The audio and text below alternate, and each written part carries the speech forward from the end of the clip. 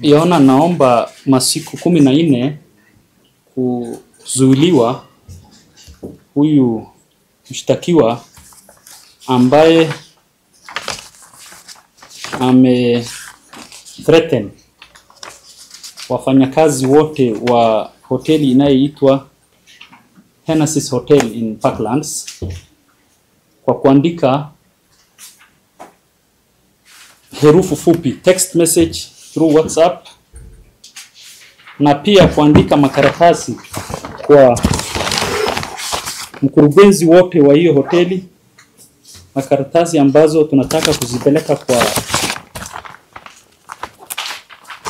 kwa idara ya upelelezi huko Kiambu Road ili kujua kama ni yeye ameandika kwa kutumia maandishi yake ya mbeleni kufanya comparison.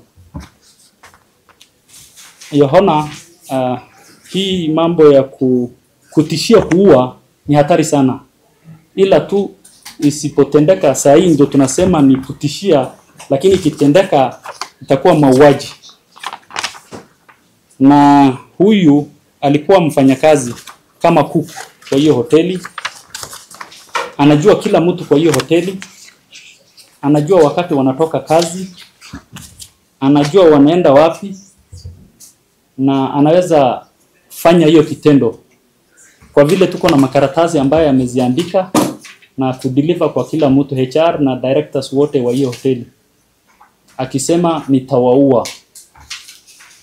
Yaona hiyo mambo imeanza wakati amechelewa kukuja kazi kwa siku kadhaa, na HR ya hoteli wamekata salaries yake. Okay.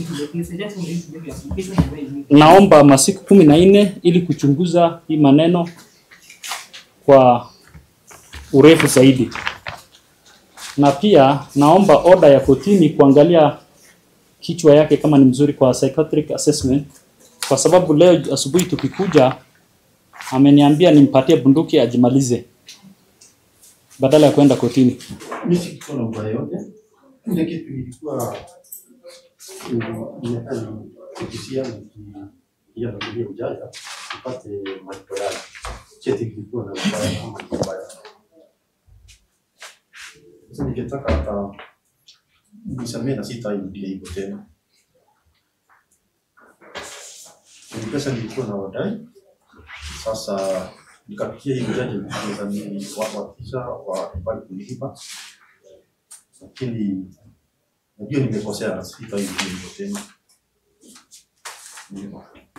Kwa hivyo nimeweza kuzingatia ombi la mchunguzi wa kesi ya kupeleka katika kituo cha polisi cha Bigiri kwa muda wa siku 14, lakini naona hizo siku ni mingi sana. Nitaweza kumpatia siku 3 aweze kukamilisha uchunguzi wake na aweze kupeleka hospitali aweze kuangaliwa akili. Kwa hivyo kesi yako itaweza kutajwa tarehe 30 mwezi huu ili tuone penye uchunguzi itakuwa imefika, alafu nitapatiana mwelekeo zaidi.